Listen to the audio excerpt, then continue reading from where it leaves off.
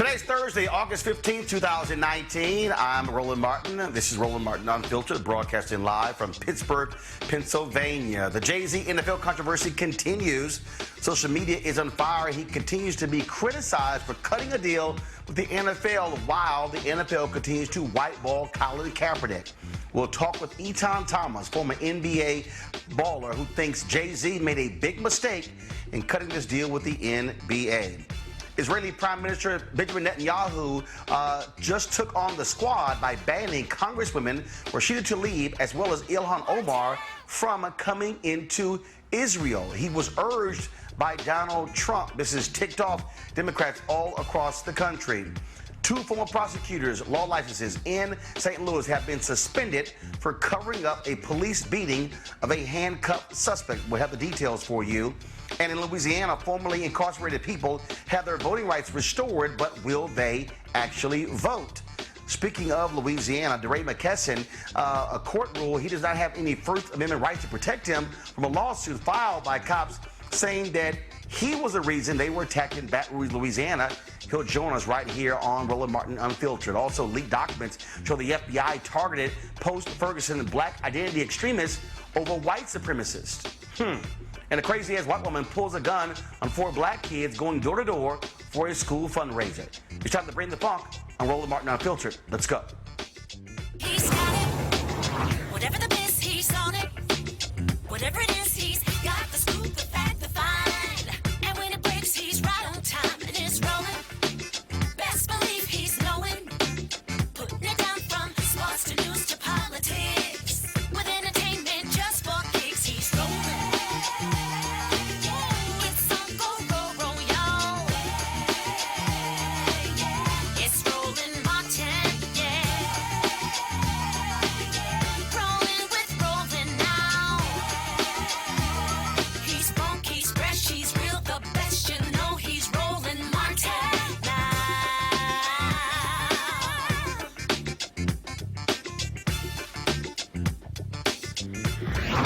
Martin. If the NFL thought cutting a deal with Jay-Z to co-produce their halftime show as well as be involved in social justice issues was going to somehow end the controversy surrounding Colin Kaepernick, they are sadly mistaken.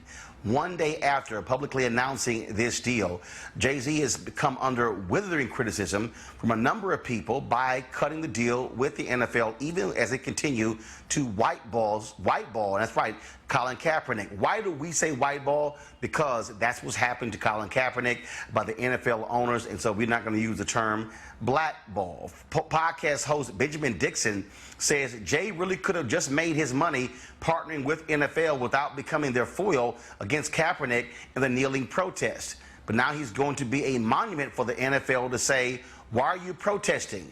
Jay-Z said it's time to move on.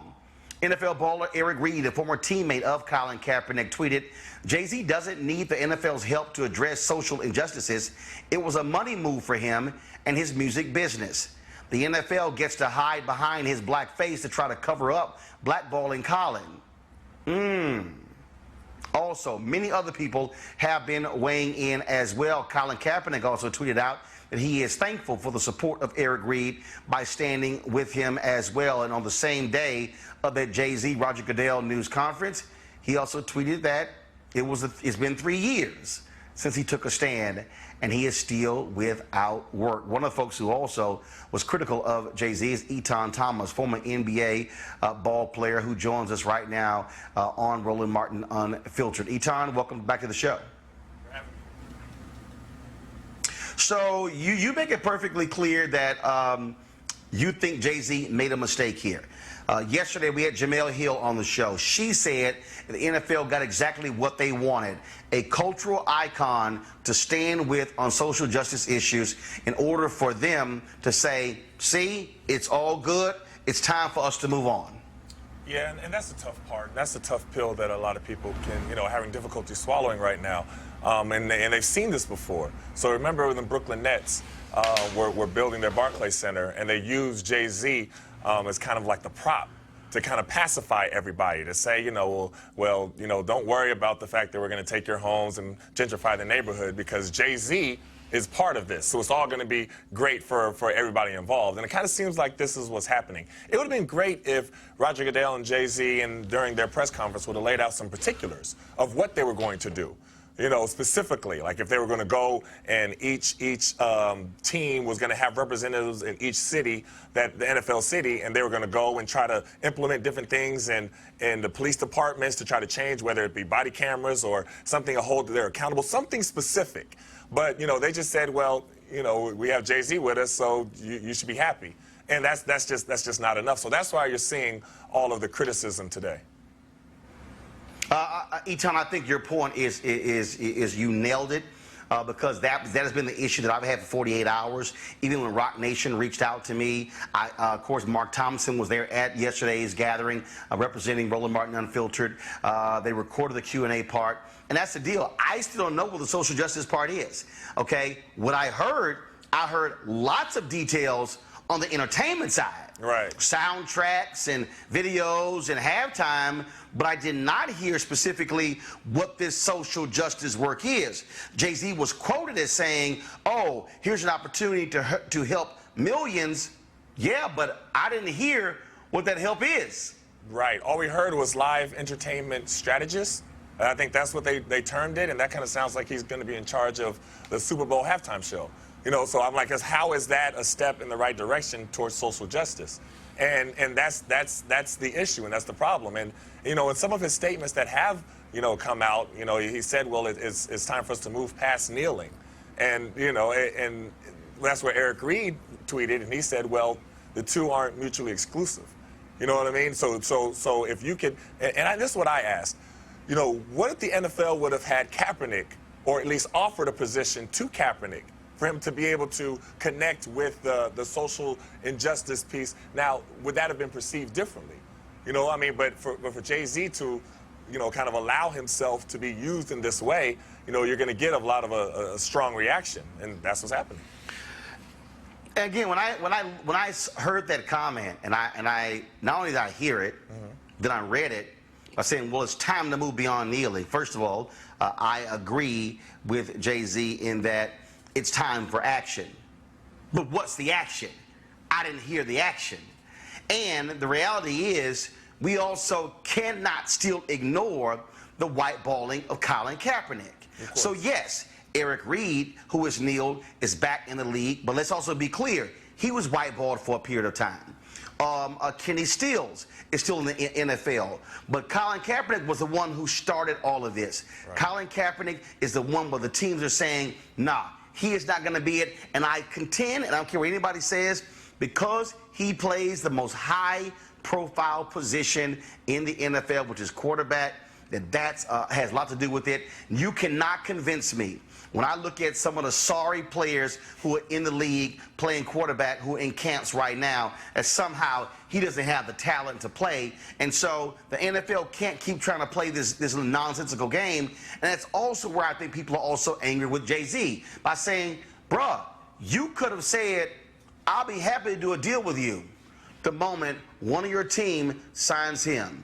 Until they do, we won't let up. I definitely agree, and I want to just go back to the point that if they would have laid out specifics, it would have been different. It's kind of like, you know, how we're looking at politics right now. So say somebody like, you know, I'll just take one person, like Kamala Harris. Right? So say that she says that she wants to do all this stuff for criminal justice reform and the school to prison pipeline and all these different things. But we look at your history, we don't see anything that has ever even resembled you doing anything towards criminal justice. And so you're not giving us any specifics, but you're going to get a celebrity person to kind of co-sign you and say, listen, you all support me because this person is supporting me. That's kind of what the NFL did. And it's kind of insulting. It's like, okay, we want to know exactly what you're doing. Don't tell us that he's going to be, you know, over the entertainment and think that's just going to be okay with us. And people love Jay-Z. You know, everybody loves Jay-Z. Everybody they've seen the maturation process. They see the maturing in his lyrics. You know what I mean? But then you have that part where he says, you know, I don't know how much influence one person can have. I think that was one of the quotes that he said. And that's the part that I got to take issue with Jay-Z on, because you're in the position where you can say anything and people will follow. You know, we can quote different lyrics where he said, you know, skills be shown, I'd be lyrically Tlaib Kweli. He said, truth be told, I want to rhyme like common sense, but I did 10 million and I ain't been rhyming like common sense. So that tells me that it's all about the money for you, Jay-Z. You know what I mean? And that's the part that's disappointing, because everything in your lyrics have said you're all about the money, you're all about the paper. You know what I mean? If you ain't talking about large amounts, what's the point? All those different things you say, and now you're kind of living that out with your actions. I want to bring you my pound, Dr. Greg Carr, Chair, Department of Afro-American Studies, Howard University. Joseph Williams, Senior Editor, U.S. News and World Report. Erica Savage Wilson, host of Savage Politics Podcast. Greg Carr, I want to start with you. It's very interesting when you. I'm sorry, my apologies. Greg is not there yet. Let me start with Erica. Erica, it's very interesting when, again, you look at this. And how the NFL somehow thought, okay, now if we go ahead and do this deal with Jay-Z, everything goes away. This thing is not going away. And I still contend that I believe, and I've sent him a text, he hasn't responded. Now it's time for Colin Kaepernick to also speak out, not just on Instagram, not just on Twitter, because the Q ratings show African Americans hold Colin Kaepernick in high esteem compared to other groups. The numbers don't lie. We saw what happened with Nike as well. And so this thing is not going away until the NFL says two things. Until a team either signs him or the NFL stops playing games and saying Colin Kaepernick will never play for an NFL team again. This is always going to be on the radar. Sure, and the only way that those two things will happen is by force of the people. I remember reading $40 Million Slave by William C. Roden probably about 8 years ago, and by that time I stopped watching the NFL just for own personal reasons. But in that book, one of the pieces that I really just want to bring out, extrapolate rather, is that black people largely are looked at as a source of entertainment. So for me, it was not a stretch to see that the NFL, Goodell, that they thought it would be strategic to reach out to Jay-Z in order to bring over the large swath of black Americans that may still be protesting the NFL. So for me, I think that this a part of the onus then goes back to the public, the audience, to say, now, if you have continued to boycott the NFL, if you do continue to stand up for black and brown women and men that are being shot down by police officers, by law enforcement, then what are you actually prepared to do so that when an organization such as the NFL comes back and they're really, really needing you, what are you going to say that, no, this is what will happen, that we will think about entertaining again, meaning watching the NFL games again and then participating if these things are met. So again, I think that we have to also look at, just as the general public, as to what are we forcing by way of boycott for organizations like the NFL and other corporations to do in order to recognize our voice and our plight. Joseph, and Jay-Z made the point that, well, this is bigger than one man getting a job. No, one black man not getting a job, being denied an opportunity because he dared to protest, is part of the thing that he was talking about. Yes, he was protesting police brutality. But the history of black folks in this country is that white folks said, oh, you do this, I'm going to penalize you. The black people who dared to register to vote, who lost their jobs. The black people who dared to stand up to racism, who then had their markers called in. The black folks who own land, who were not sold feed, who couldn't grow their land. The black people who did grow products on their land, then white folks said, we're not going to sell your products at the farmer's market. We have a history of white folks penalizing black people economically for standing up, and that's what we're dealing with here. And so, sorry, Jay-Z, we just can't just ignore this reality. Well, and the list that you proffered goes on and on and on, right? And one of the reasons why Colin Kaepernick won that huge settlement from the NFL is because he was on the verge of proving that they denied him a right to earn a living. They denied him of the right to practice his chosen profession implicitly, and not even explicitly, but implicitly they did this, and it was a conspiracy. They have done everything they possibly could have done to deny this man a place in the NFL. They settled out of court. They brought back Eric Reed. They don't even show protests anymore on the pregame shows and during the national anthem. That's not even a part of NFL coverage on television anymore. So the NFL has done everything they could to try to make this go away. Jay-Z is one more chip on that pile. I don't think it's going to move the needle very much, not the least of which because you have so many people suggesting that Jay-Z sold out, right?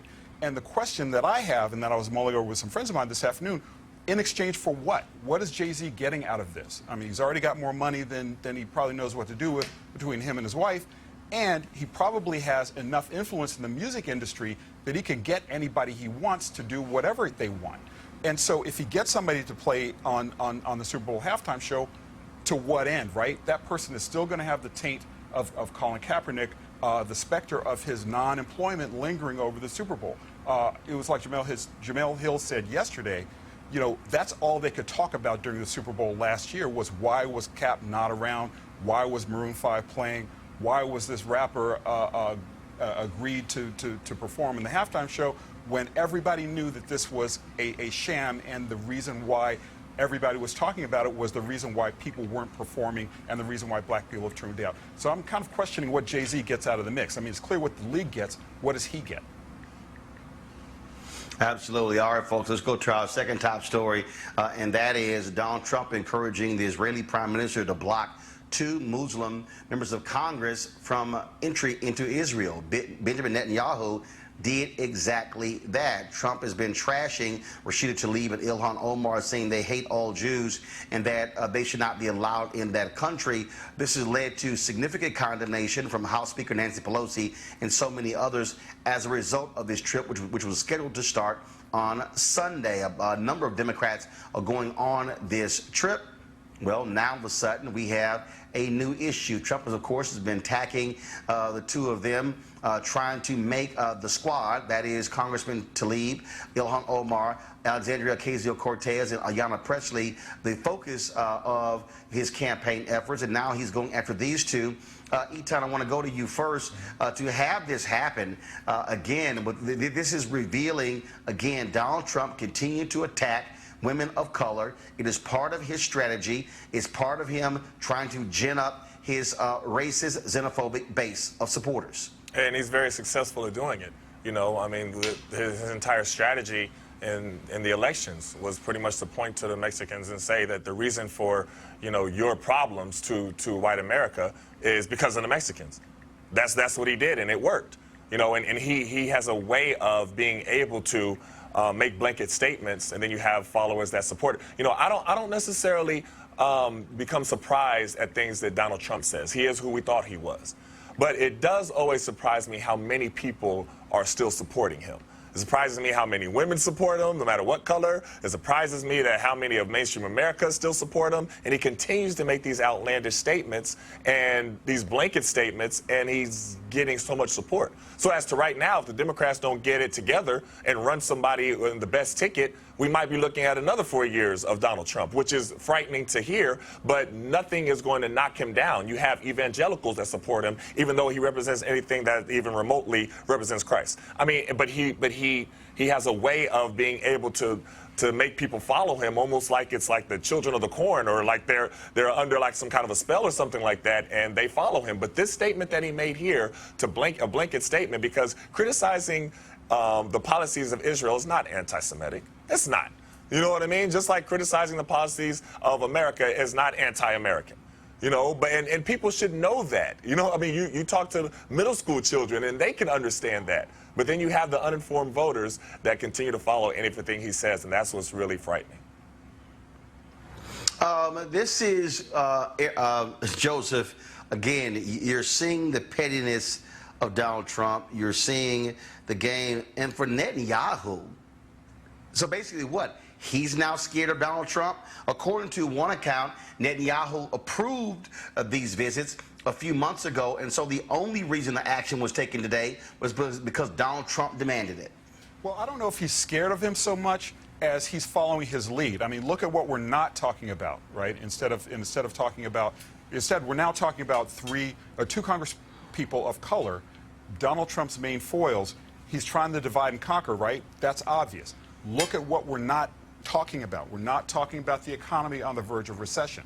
We're not talking about Netanyahu, who is under indictment and may go to jail before he finishes his term, right? We're not talking about climate change. We're not talking about women's rights. We're talking about politics, divide and conquer, and getting our attention drawn away from some really important issues that he's able to do this. So I think Netanyahu probably is influenced by Trump. I don't know necessarily that he's afraid of him so much as he's saying, you know what, that really works. Let's give it a shot. Yeah. Erica? Yeah, and I'll just add to that also that, you know, earlier this year, the Senate rolled out another bill around anti-boycotting measures against Israel. And so I think, you know, what Joseph just laid out, I definitely echo that, and just talk about really the dumpster fire that Trump continuously sets in order for people not to pay attention to what impact the Dow dropping 800 points has on their everyday work.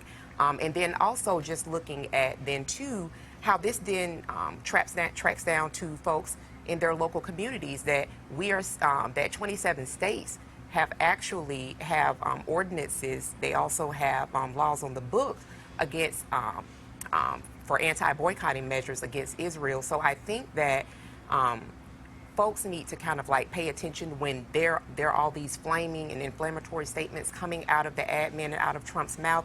Look at everything else that's happening below the fold to see that, how that's really impacting you. We have folks that are about to lose SNAP benefits. I mean, there's a lot happening for our attention to actually be directed otherwise. All right then, folks. Again, an absolutely crazy story, but Omar and others are not, they're not holding back at all. In fact, I'm going to read for you a tweet from Speaker Nancy Pelosi. She was quite critical of Donald Trump for the actions that he took. This is what she tweeted. Israel's denial of entry to Congresswoman Tlaib Omar is beneath the dignity of the great state of Israel. Donald Trump's statements about the Congresswoman are a sign of ignorance and disrespect, and beneath the dignity of the office of the president, which, first of all, is no shock at all, because he was been beneath the dignity of the office from the day he was actually elected. Also, this is what Omar, she ripped Netanyahu. She said that Trump's Muslim ban is what Israel is implementing. Others have been saying the exact same thing as well. And that, Eton, is really what we're dealing with. This is a man who does not want Muslims in this country. He is speaking to the issue of white fear. He is speaking to these people who do not want immigrants in this country. If you are a person of color, Donald Trump has no use for you in America. Yeah, he's made that quite clear. He spoke the language of the white supremacists. So, you know, when you had Jamel Hill, yesterday on here, and she called him a white supremacist before, and, you know, got in hot water from ESPN, she was absolutely right. You know, when you have a mass shooter after mass shooter, you know, and he doesn't want to say the word white, you know, supremacist domestic terrorist. He doesn't want to say that word. But had the person have been Muslim, you know what I mean, he would have been, you know, shouting it from the mountaintops that they're coming after us. And it's the whole fear politics. But you think that people would be smart enough to see that that's what he's doing and not be fooled by it. But it's working. It's working over and over again. And he has, you know, mainstream America really thinking that the Mexicans are coming to get you and the Muslims are coming to get you. So you better vote for Donald Trump because he's going to keep you safe and make America great again. That's what they really believe. You know, never mind the fact that you're actually voting against your interests, because he doesn't really care about lower class white people. He does not. You know, middle class white people, he does not. He is an elitist. You know what I mean? So you're supporting somebody who is against your interests. And it's just, it's amazing to see, but he spews hate. And it's like I said, it's sad to just see it working.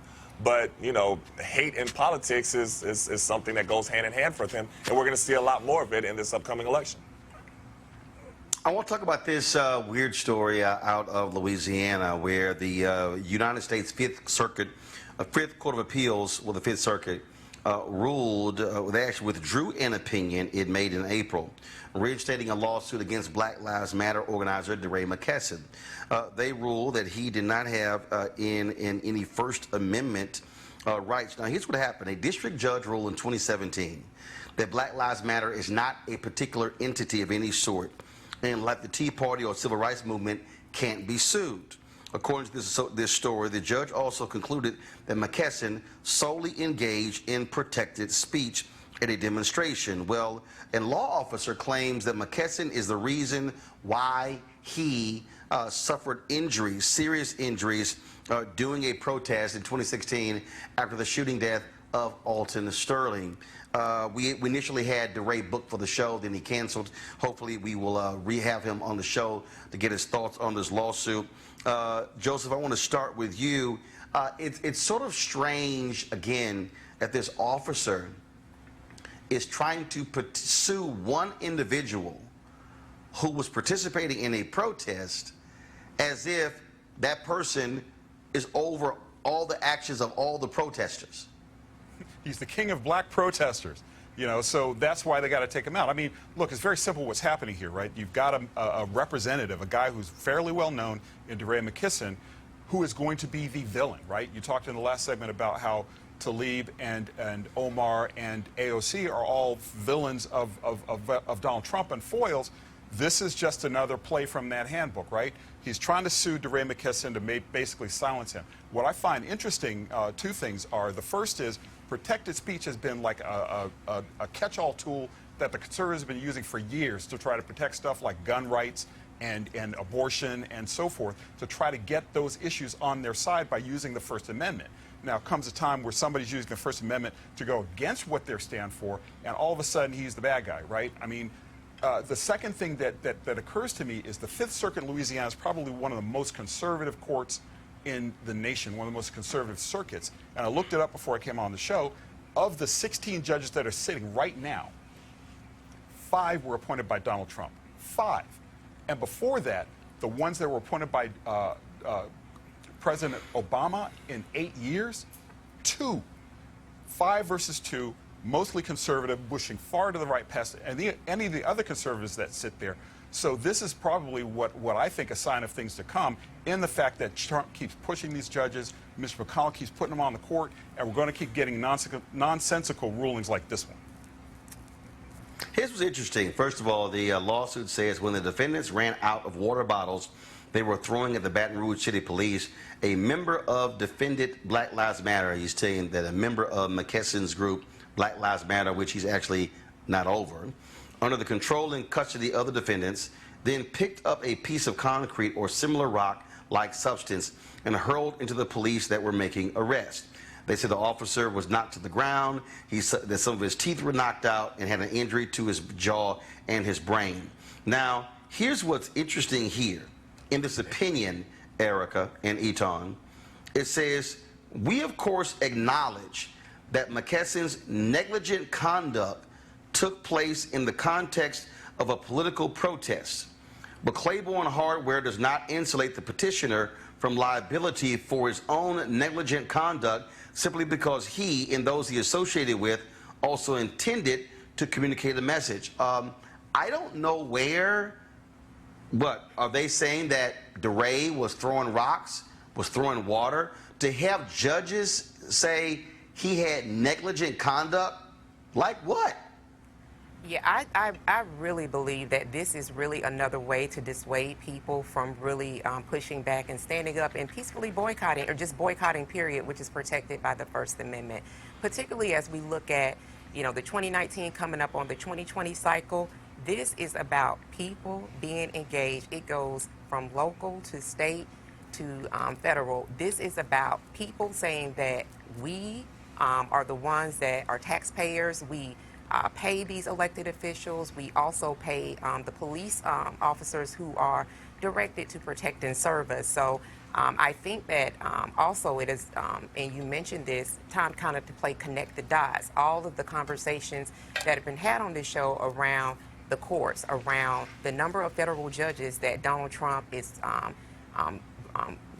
nominating, and then that McConnell is making sure sweeps through the Senate fairly quickly, are reasons around why we boycott, or reasons around why we protest, or reasons around why we participate in voter rights advocacy, because all of these things add up to the body politic that we're all involved now. So I think it's most important that, number one, as Joseph pointed out, the number of judges that are on that bench, as far as that Fifth Circuit Court, that people pay attention to that and use these things as motivation to be engaged in your local communities.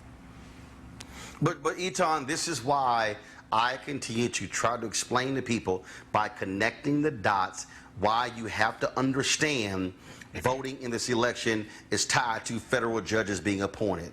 Because when you have judges who will make such rulings that then will have an impact on protest, what they're saying is any individual can be sued by a cop if they are engaged in a protest, which will have a chilling effect on anybody who goes out and protests and then says, oh, well, you were in a group, these folks over here threw something, you're responsible for their actions, when in fact, you're not.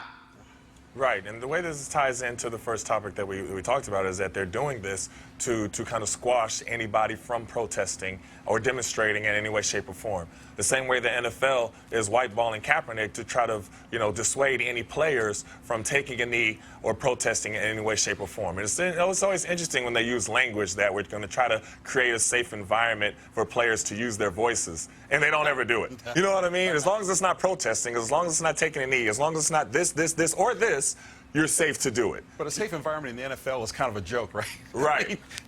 The sport is built on mayhem, and you're trying to create a safe environment for a peaceful protest that offends people, that offends the league, that offends white viewers, that offends people who don't even know what they're protesting about.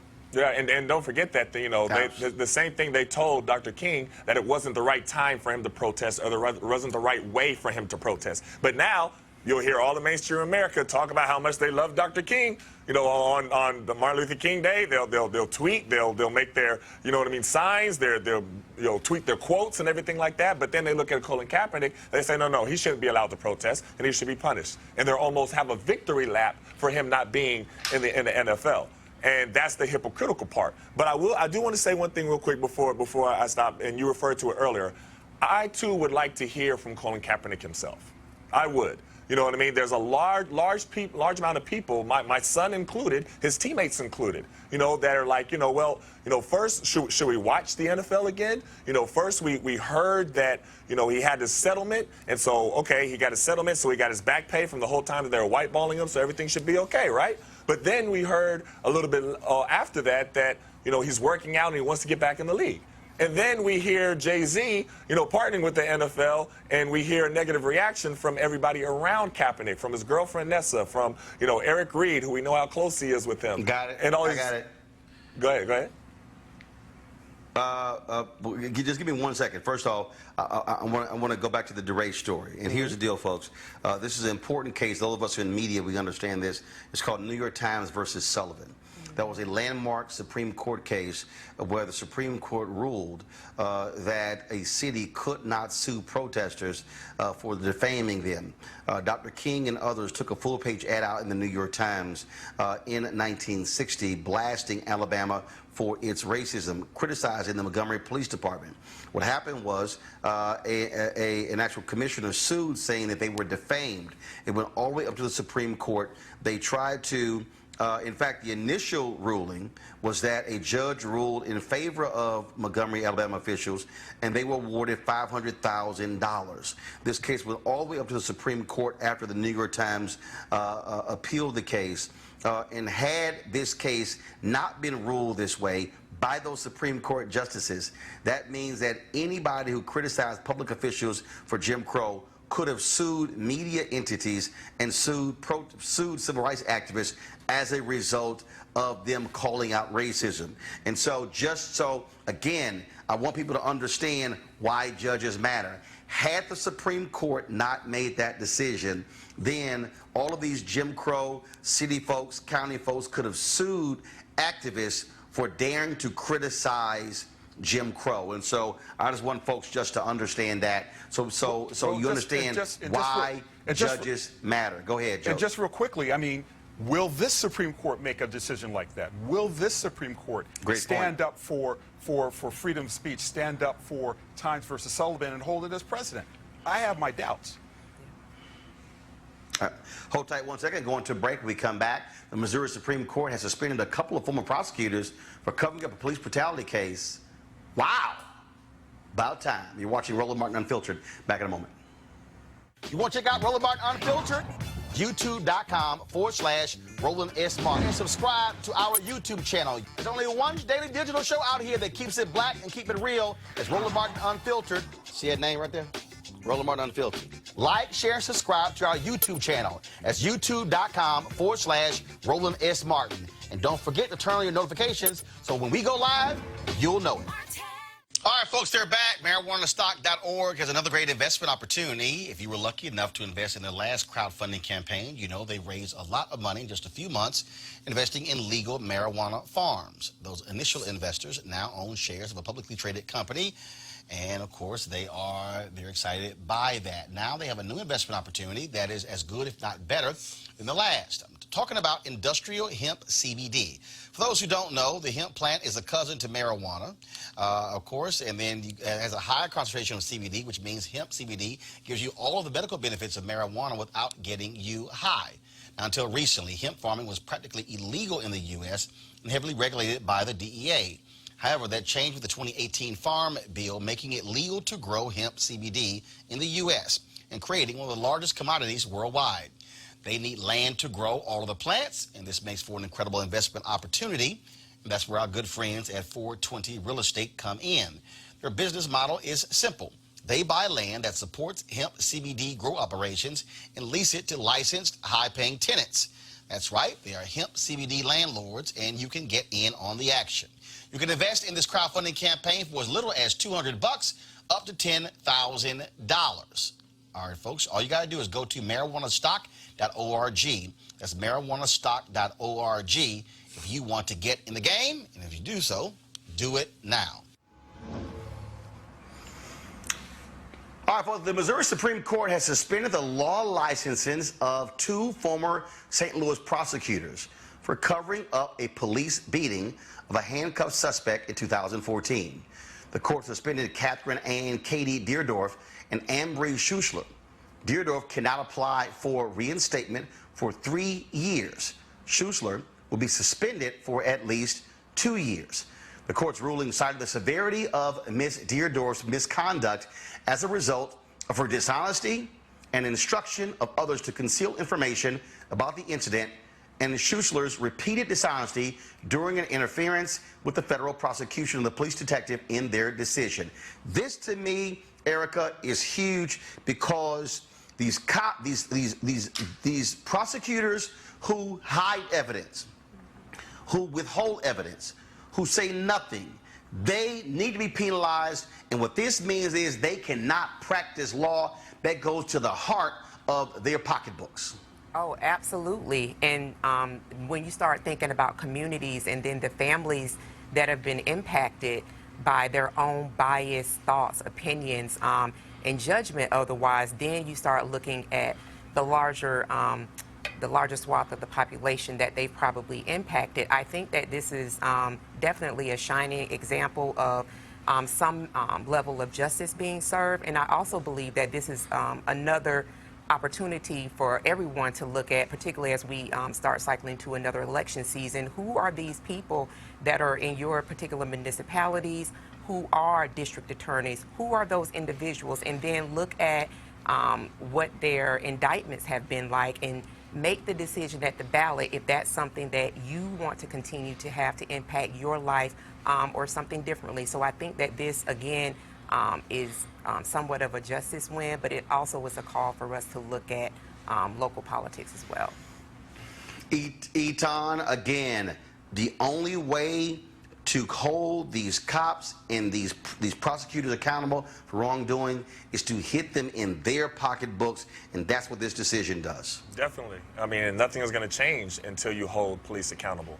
I mean, we're still waiting to hear if Daniel Pantaleo, the policeman who choked Eric Garner to death, is even going to be fired. You know, not if he's going to go to jail or prison, but if he's just going to be fired from working with the NYPD anymore. I mean, these are the things that I would like to see Roger Goodell and Jay-Z kind of tackle in each city, because nothing will change. If you have a child and you tell that child that he can do anything he wants to and never get punished, what do you think that child's going to do? And that's pretty much what they've given all police officers. So all you have to say is, I was in fear for my life. That's it. You know what I mean? And you're going to be not guilty and maybe not even indicted. And we have to hold the way that we police right now is not effective and is not morally correct. And, to hear, keep relating it to what we talked about earlier, to hear Jay-Z say that the time for kneeling is no more, I'm like, no, there's a lot of time for kneeling because there's a lot of injustice still happening. So that's a statement that he should have never made. But yes, we have to hold police officers accountable. Joseph. Well, I mean, the first thing that comes to mind in hearing about this story is, okay, that's great. They caught those two. What about the ones we don't know about? Chicago had a secret dungeon where they were torturing people for years, and that never came to light, and the prosecutors were covering it up.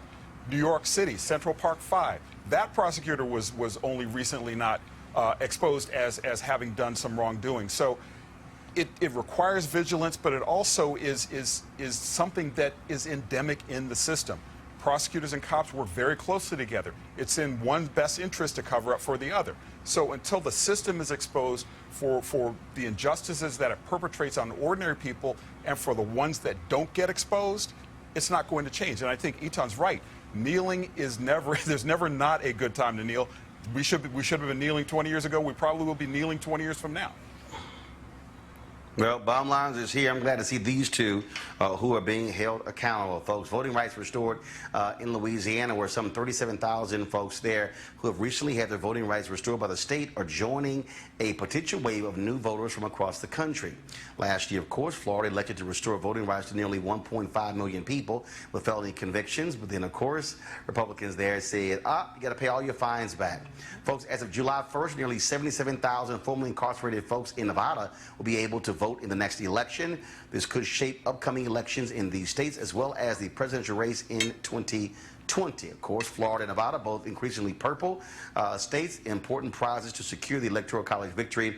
And again, this is what is huge when it comes to restoring those voting rights. Let's talk about this story here, folks. Under Donald Trump, the FBI's official counterterrorism priorities have included black identity extremists, anti-authority extremists, and animal rights environmental extremists, according to leaked documents obtained by the Young Turks investigative team. That would include Black Lives Matter activists. The 2020 threat guidance states racially motivated violent extremists use force or violence in violation of criminal law in response to perceived racism and injustice in American society, or in an effort to establish a separate black homeland or autonomous black social institutions, communities, or governing organizations within the United States. What's interesting about this, Etan, is that the Trump administration is ignoring the people who've actually killed more folks than Muslims in this country. That is, white domestic terrorists. So for them to go after so-called black identity extremists and ignoring the folks who are actually doing the killing shows and proves, gives you more evidence, Etan, that this administration is all about protecting white supremacists as opposed to holding them accountable. Well, they're not even being slick about it. I mean, there's no way that you can look at their actions and not tell that that's exactly what they're doing.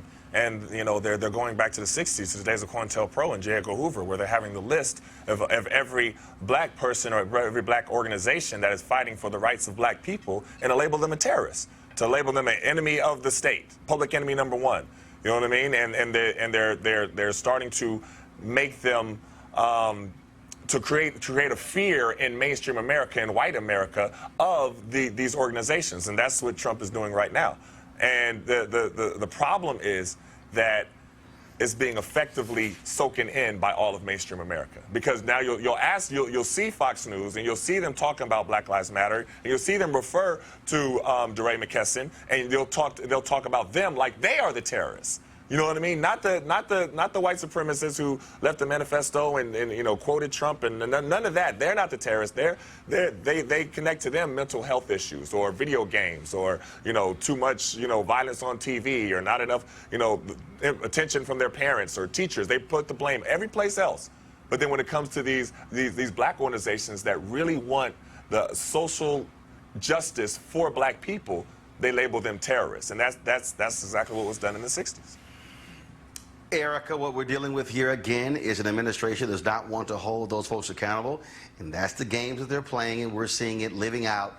And Trump is loath to call them out. I mean, in El Paso, Charlottesville, on and on and on, and Republicans go along with it. Oh, absolutely. And I think when this report was released in August of 2017, that was the month of Charlottesville. I mean, listen, this is a person who is on a 10-day vacation. We've had the anniversary of Mike Brown being shot down. We've had the anniversary of Charlottesville, where we did have one person to die as a result of that. And he's on vacations. He's going to weddings. He's making money. And even prior, before that, when he descended down, before he descended down the escalator, this is who this person was. He's always been a person who has identified strongly and advocated strongly for white people. So it's not, it doesn't, land as surprise for us. I'm talking about black folks, that this is what is coming out now in 2019. Relative to the report about black identity extremists. So I think after a diet has been fed in America of black people being scary, black people to be feared, black people to be inferior, that when you have departments and organizations and an administration or a regime, more so, they're running it more so like a regime, release reports like this and have to update them so that it does not explicitly say black identity folks, extremists, and it does have to say racially motivated, then that is telling to let all of us know collectively really who's been looked at all along. Joseph, this, I keep telling people, we're in the age of white fear. You better understand what's going on here, and this targeting of black folks who are protesters and ignoring these white domestic terrorists is speaking to the kind of country we're living in. Well, and you're absolutely, nothing sells like fear, right? And the one through line through all of these stories, again, it's remarkable. The one through line through every last one of these stories is fear, right? Fear that the NFL has of looking bad and looking like racist, even though there's elements that they actually are doing that, right? Fear of having a quarterback with cornrows and tattoos under center who still protests about things happening in the black community. Fear about DeRay McKesson stirring up black people and having us have an insurrection that they can't control, so you got to use the courts to stop that. It's a through line through almost everything that you can talk about in the news affecting black Americans these days. And nothing sells like it, especially in politics. And the one kind of irony I keep coming back to is Etan mentioned COINTELPRO. 50 years ago, the FBI busted in and killed Fred Hampton, Black Panthers, while he was in bed. So even though these are just words on paper, they matter. All right, folks, you know what time it is. No charcoal grills are allowed. I'm white. I got you, bro. Illegally selling water without a permit On my property. Whoa! Hey! I'm uncomfortable. A jail administrator's wife in Arkansas was arrested this week after she allegedly pulled a gun and detained 4 black students who were going door to door for a school fundraiser. Wynn Police Chief Jackie Clark issued a media statement saying that officers responded to a suspicious persons report and found 46-year-old Jerry Kelly holding a gun on 4 juveniles who were lying on the ground. After the officer let the children stand up, they explained that they were selling discounted cards for school football games. Now, folks, we don't have a picture of her because according to Cross County Sheriff David West, she had a medical issue during booking. So that's where we are now, Erica.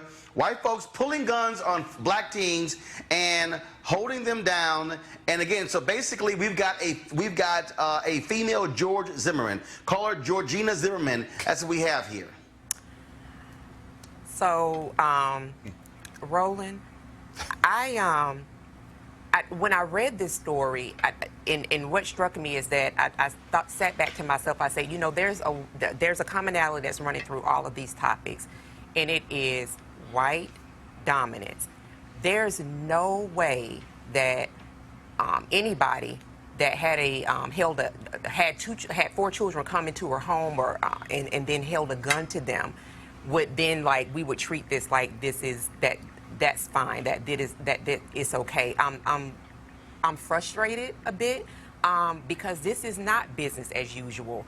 I'm also frustrated to a place where I really want for people to really pay attention to what's happening.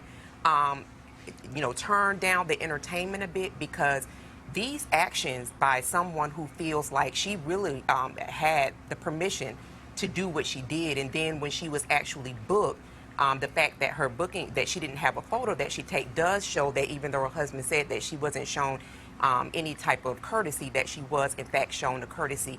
Need for people to look at this, that this is in fact happening in 2019 and is going to definitely uptick in years to come, to really pay attention and to really own your community. Be very vigilant about the community that you live in, and get to know your neighbors, because this is kind of the time where people really need to be communing, checking on one another's children, because what we're seeing, what people are saying is happening out of white fear, I believe strongly is just happening out of their own sense of not really understanding that black folks actually do belong here as well. So I'm definitely a bit frustrated, but need folks to really look at these stories and take them very seriously as it relates to our community. Gotcha. Yeah. Joseph, real quick. Well, it's, again, more fear, more privilege. Membership has its privileges, right? And she exercised, I guess, just about all of them, so you can check the boxes and then stack it on with the ones over there on the left and see what we come to account, which probably is not very much. Absolutely. All right, folks, got to go to a break right now. We'll be back. Roland Martin Unfiltered. We're going to talk about the American Heart Association and an HBCU initiative that you applied for, and we'll talk about next on Roland Martin Unfiltered. Hey fam, I want you to like, share, and subscribe to our YouTube channel, youtube.com/Roland S. Martin. And don't forget to turn on your notifications. All right, folks, Life Lux Jazz is the experience of a lifetime, delivering top-notch music in an upscale destination. The weekend-long event is held at the Omnia Day Club Los Cabos, which is nestled on the Sea of Cortez in the celebrity playground of Los Cabos, Mexico. The Life Lux Jazz experience offers the ultimate getaway for discerning jazz aficionados by pairing an upscale international destination with luxury accommodations, fine hot cuisine, top-shelf libations, breathtaking golf, exhilarating spa, health and wellness options, and much more, while showcasing some of the biggest names in entertainment. The second annual Life Lux Jazz Experience continues to build upon its success and heritage with Jazzing Around Los Cabos, a celebratory expansion of accomplishing its goal of sharing all the finest the destination has to offer, including daytime excursions and mini concerts, including the Spirit of Jazz Gospel Brunch and Jazz Sunset Cruise. Confirmed guests, comedian actor Mark Curry, Gerald Albright, Alex Beaumont, Raul Madon, Incognito, Pieces of a Dream, Kirk Whalum, Average White Band, Donnie McClurkin, Shalea, Roy Ayers, Tom Brown, Ronnie Laws, and Ernest Quarles. Man, that's a hell of a lineup. For more information, visit the website at lifeluxjazz.com. It's lifeluxjazz.com. Also, we'll be broadcasting Roland Martin Unfiltered from Los Cabos the Thursday and Friday. And so you definitely want to be in the house, folks. It is an amazing experience. I can't wait for it all to happen. So go to lifeluxjazz.com to sign up today. All right, folks, you might recall a few months ago we participated in an event with the American Heart Association in North Carolina tied to their Business Accelerator program. Well, in October, there will be an event taking place in Washington, D.C. For HBCUs that are involved in this initiative. And, of course, we live streamed that particular event in April. Joining us right now is Dr. Philip Otienoboru, hopefully I pronounced that correctly, Director of the Center for Renewable Energy and Sustainability. Okay, my apologies here. I actually had I had some information that was actually together here. So sorry about that in my prompter. As I said, in April we had the event with American Heart Association dealing with our HBCUs. Come to the issue of health. We live streamed that particular event. Well, in October, they have their next event taking place in Washington, D.C., and then we're looking forward to that event as well. And so right now, I want to welcome our guest from the American Heart Association back to Roland Martin Unfiltered. And how y'all doing? Great. Thank you. Okay. Okay, I heard one. I didn't hear the other. Can you hear me? Hi, Roland. Hi. Oh, okay, now I can hear you. Okay, now I can hear you. Okay, Great. so we have this great event in April in North Carolina. And so let's talk about what is going to be taking place in October. We had an opportunity for people to apply. Anybody could apply to help with healthy outcomes in their communities, not just limited to universities. And so what is taking place in October? So, Roland, the AHA is going to be at the African American Smithsonian October the 17th. We will provide about $80,000 in dollars to help people with their businesses that are really focused on improving their communities. And so we're really excited because this is a continuation of the project that we did with you with the HBCUs back in April. Okay, so and we talk about first of all, it was broadened beyond just the universities, and so give us a sense of the type of folks from around the country. I mean, and how many folks actually applied as well? So there were over 140 different applications this year, different businesses, and you know what is interesting is just the creativity and the innovation of those that did submit. So they range from artificial intelligence for disabled people to bringing fresh fruits and vegetables to food deserts to having solutions for when you are actually stopped by the police. So if I were having some type of attack, you know, there's something on my dashboard that would say that I have asthma or that I may have high blood pressure or that I have diabetes. So it actually gives the ability to hopefully mitigate those that may be having some type of medical issue. And then also, how do we improve education for those that are going into STEM and really looking at how we diversify the pipeline for those going into the medical field. Leah Lezarando, you're a CEO and co-founder of 412 Food Rescue, one of the recipients of an accelerated grant. What is that, 412 Food Rescue? Yes, so we are a technology nonprofit, and what we do is I guess the easiest way to describe it is an Uber model for making sure that surplus food does not go to landfills, instead goes to people. All right, and so what did the grant actually do for you and your nonprofit? Yeah, so going through the AHA Empowered Accelerator actually was a very intense process for us. It's in a very short period of time. You really get put through training and mentorship and a curriculum that allows you and as an entrepreneur to focus on your business. You know, because if you're an entrepreneur, you know, you get so bogged down by the day-to-day that sometimes you don't take time to kind of look back and think about, okay, what's next for this? What is the why of my business? Why did I do this? And it allows you that time and that focus to really put your business to the next level. And Leah, wouldn't you say that it's almost like a crash course in an MBA? It is, and the funding potential after it as well is extremely important. You know, less than 5% of funding for technology companies goes to women, and much less to women of color.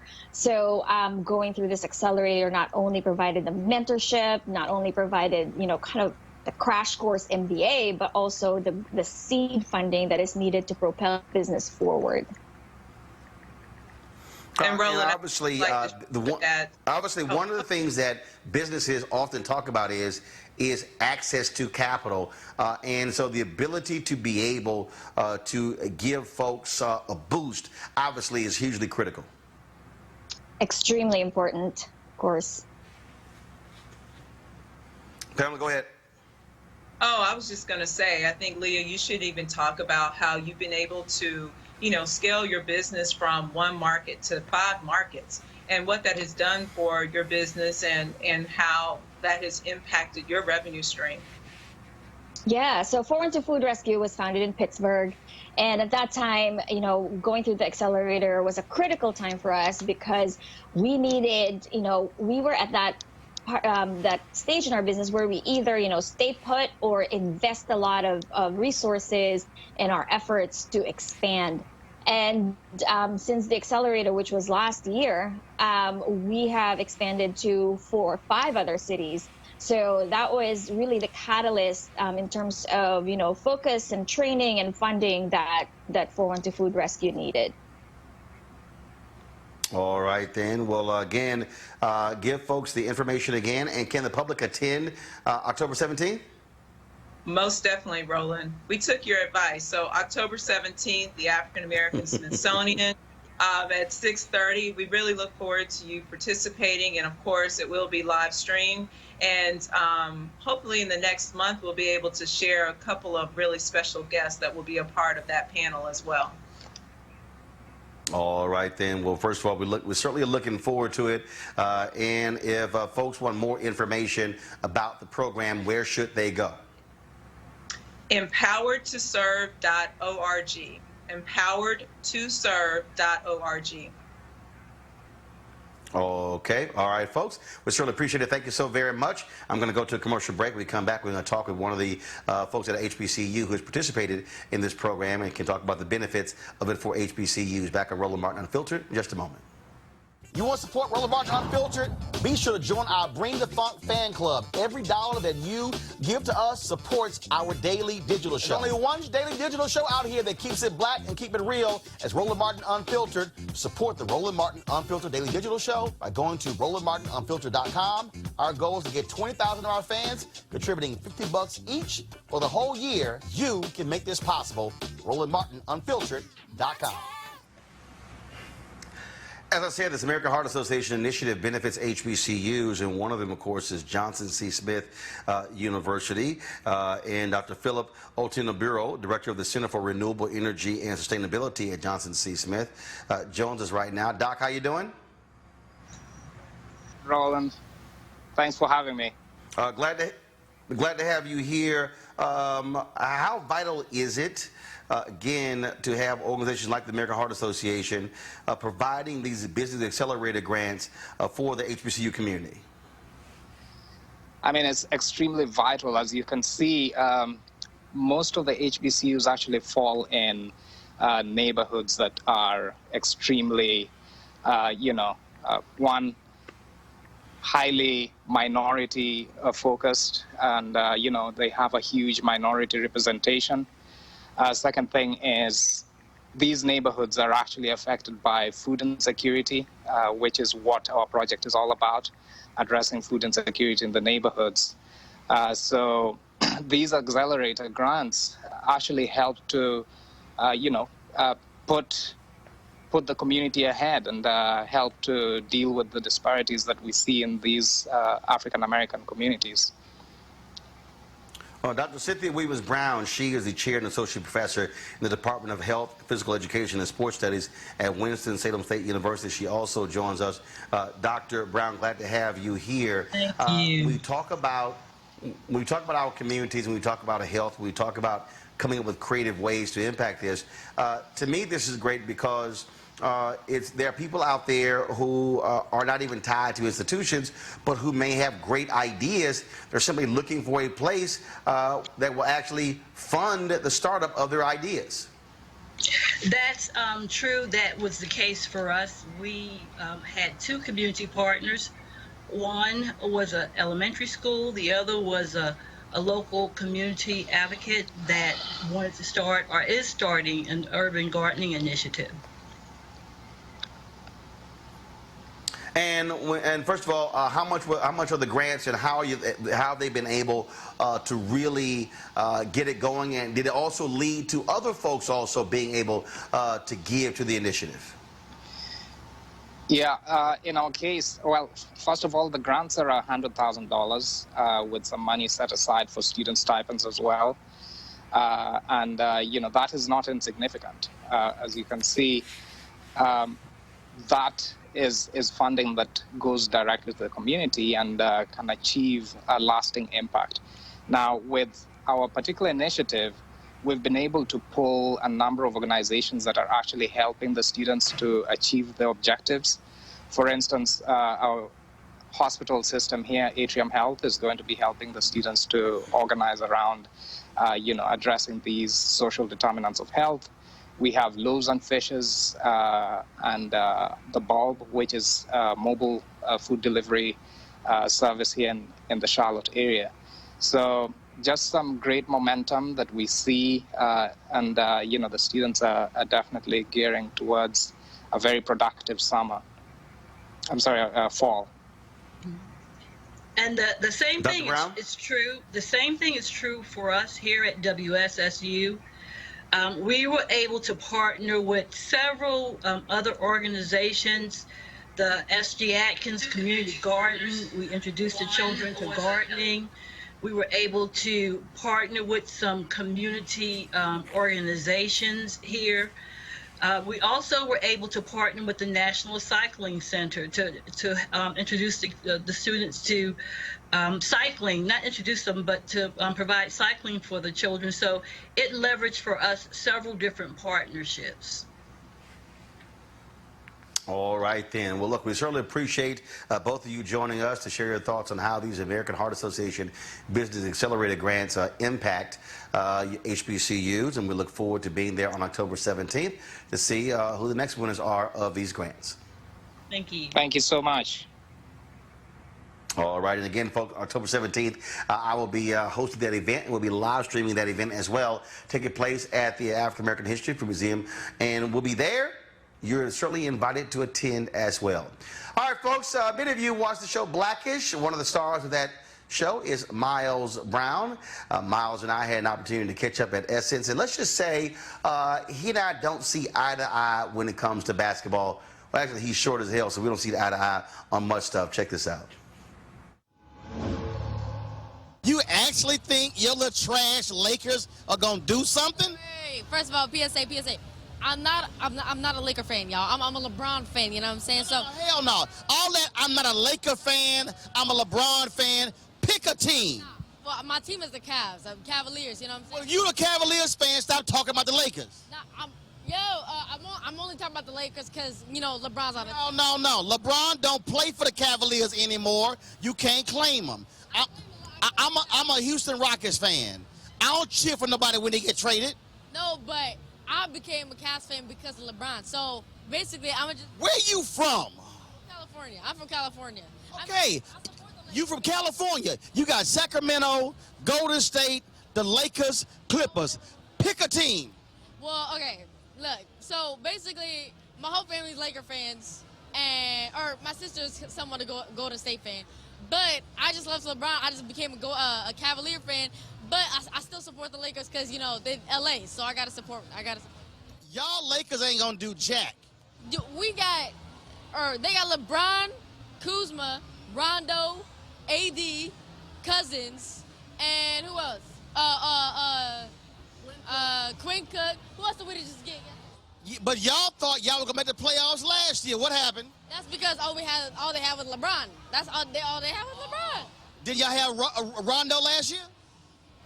Yeah. Did y'all have Kuzma last year? Yeah, but So what the hell happened? he was a rookie. He's experienced now. We got good. We got a good team. We easily championship contenders. Y'all are not no championship contenders. Yes, they are. The two best teams in the West are still the Warriors and the Rockets. No, the Clippers and the Lakers. Y'all ain't won nothing yet. Did you see what happened yesterday with the Clippers? Let me explain something to you. Signing somebody don't mean you've won anything. Well, if they didn't have them, they wouldn't be in the position they are. So it is kind of. No, they so bad they had to sign them. Well, yeah, but now that they signed them, they're gonna be a championship team. Y'all, I'm telling you right now. y'all see what happens when you try to debate me. He ain't got much ammunition left. I do. I'm trying to tell y'all, bro. And look, I'm trying to help you out here. How you gonna help me out? Look, if the Clippers and the Lakers are in the Western Conference Finals, every game's gonna be in LA. You ain't gotta go nowhere. You can just stay right here.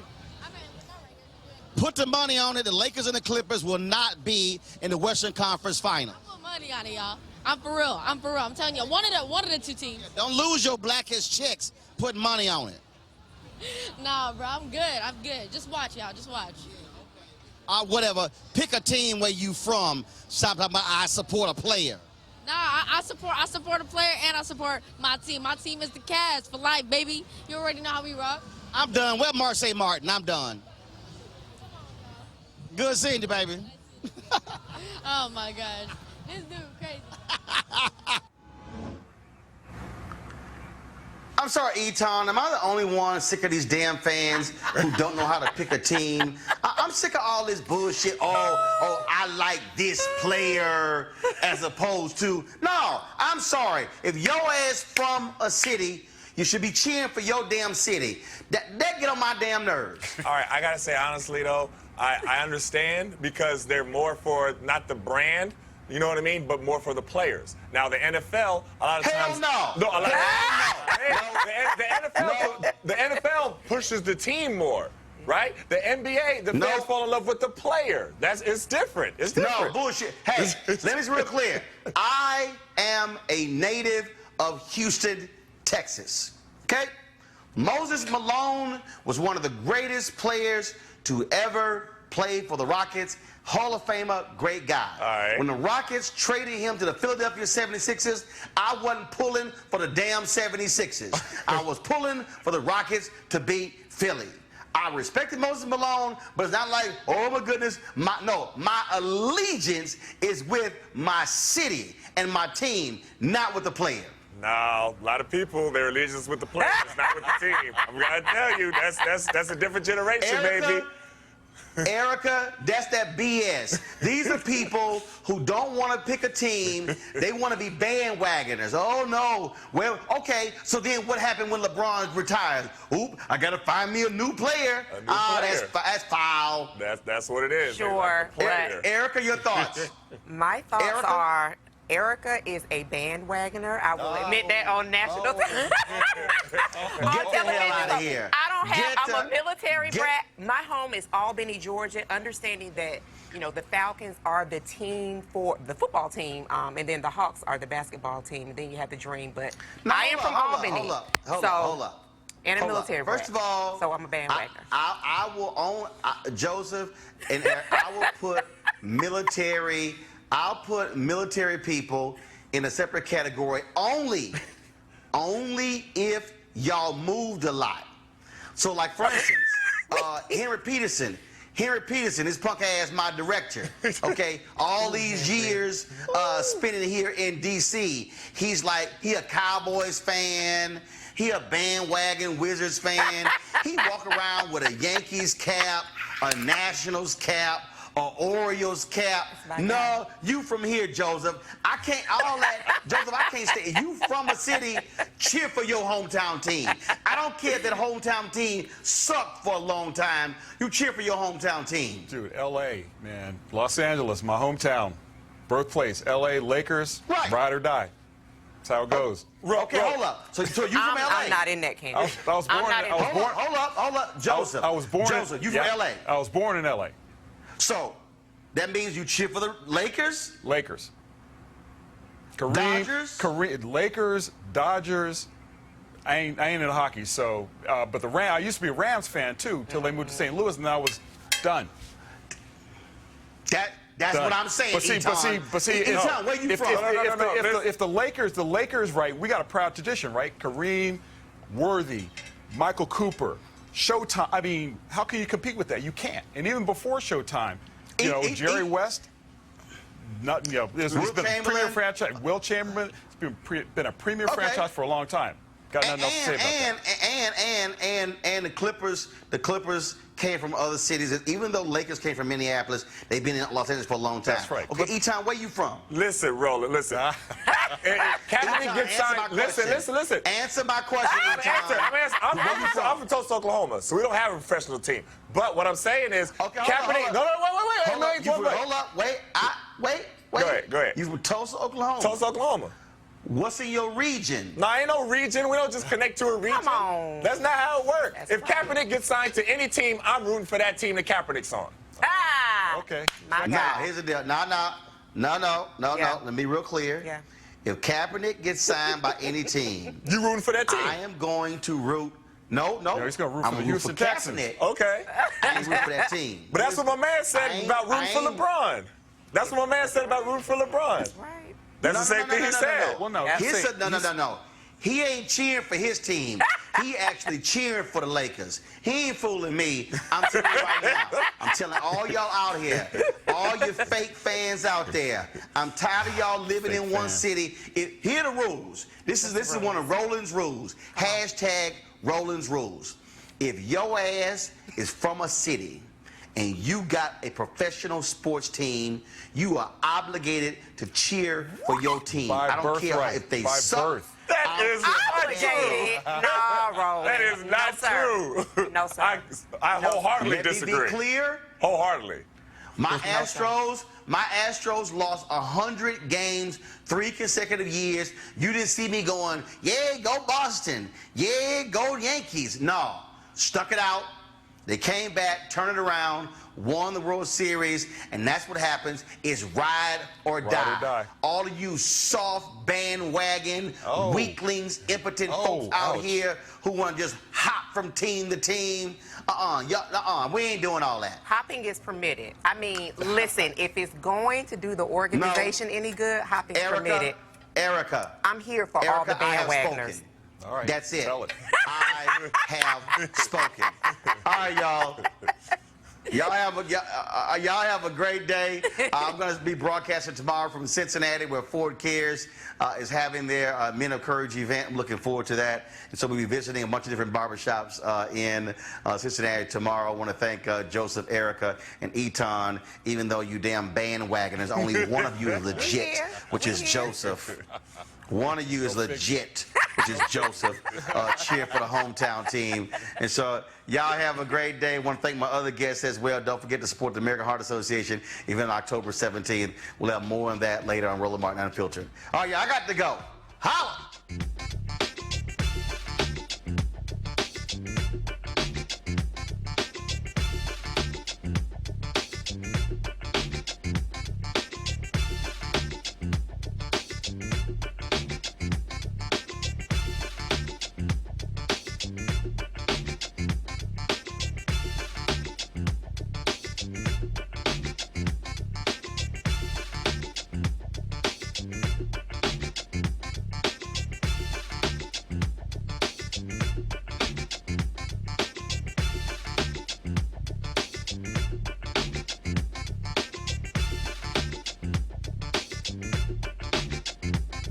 You want to check out Roland Martin Unfiltered? YouTube.com/Roland S. Martin. And subscribe to our YouTube channel. There's only one daily digital show out here that keeps it black and keep it real. It's Roland Martin Unfiltered. See that name right there? Roland Martin Unfiltered. Like, share, and subscribe to our YouTube channel. That's YouTube.com/Roland S. Martin. And don't forget to turn on your notifications so when we go live, you'll know it. Hey everybody, this is your man Fred Hammond, and you're watching Roland Martin, my man, Unfiltered. Hi, this is Essence Atkins, and you're watching Roland Martin Unfiltered. Hey, yo, Peace World, what's going on? It's the Love King of R&B, Raheem Devon, and you're watching Roland Martin Unfiltered. Hi, my name is Brescia Webb, and you're watching Roland Martin Unfiltered. Well, I like a nice filter usually, but we can be unfiltered. What's going on? This is Tobias Trevelyan. And if you're ready, you are listening to and you are watching Roland Martin Unfiltered. What's up? I'm Lance Gross, and you're watching Roland Martin Unfiltered. Hi, this is Cheryl Lee Ralph, and you are watching Roland Martin Unfiltered. I mean, could it be any other way? Really? It's Roland Martin.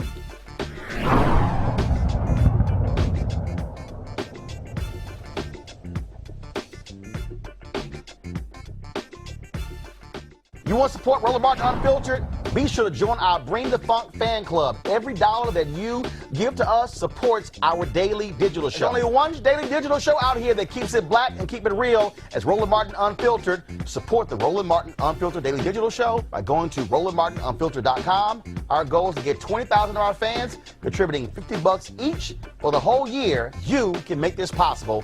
RolandMartinUnfiltered.com.